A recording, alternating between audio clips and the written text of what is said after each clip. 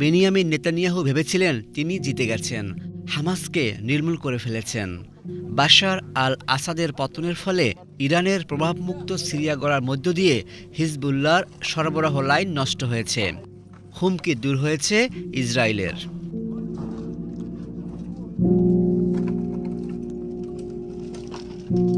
নেতানিয়াহুর মসনদ যে এখনও পোক্ত হয়নি তারই যেন প্রমাণ দিচ্ছে তেল আবিবের এই বিক্ষোভ।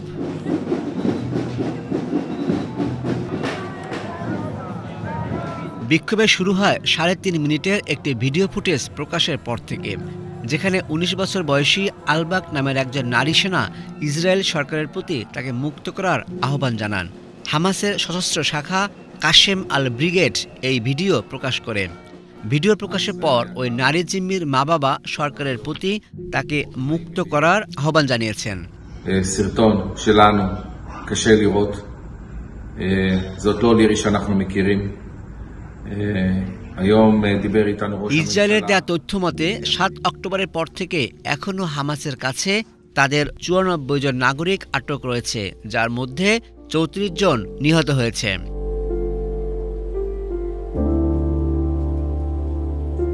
বেনিয়ামিন নেতানিয়াহুর মন্ত্রিসভার একজন সদস্য জানিয়েছেন, ওই নারী সেনা সহ সকল বন্দীদের ফিরিয়ে আনতে কাতারে হামাসের সাথে আলোচনা শুরু হয়েছে। ওদিকে হিজবুল্লাহ প্রধান নাঈম কাসেম এক ভিডিও বার্তায় বলেছেন, ৬০ দিনের যুদ্ধবিরতি লঙ্ঘন করে ইসরায়েলের হামলার পাল্টা জবাব দেওয়ার জন্য তারা প্রস্তুত আছেন। ইসরায়েলের সাথে হিজবুল্লাহর এই যুদ্ধবিরতি কার্যকর হয়েছিল গত ২৭ নভেম্বর। এত কিছুর পরেও থেমে নেই গাজায় নিরীহ ফিলিস্তিনি হত্যা। পরিস্থিতি এমনই যে গাজায় নারী শিশুদের জীবনের কোনো মূল্যই যেন নেই। ইচ্ছে করলেই তাদের হত্যা করা যায়, যেমন গুলি করে পাখি মারা যায়, যদিও বা আজকাল পাখি মারলেও আইনের আওতায় আসে।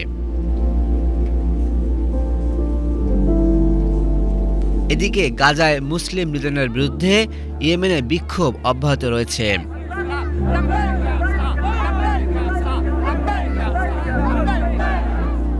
সম্প্রতি ব্যাপক বিক্ষোভ করেছে হুতিরা।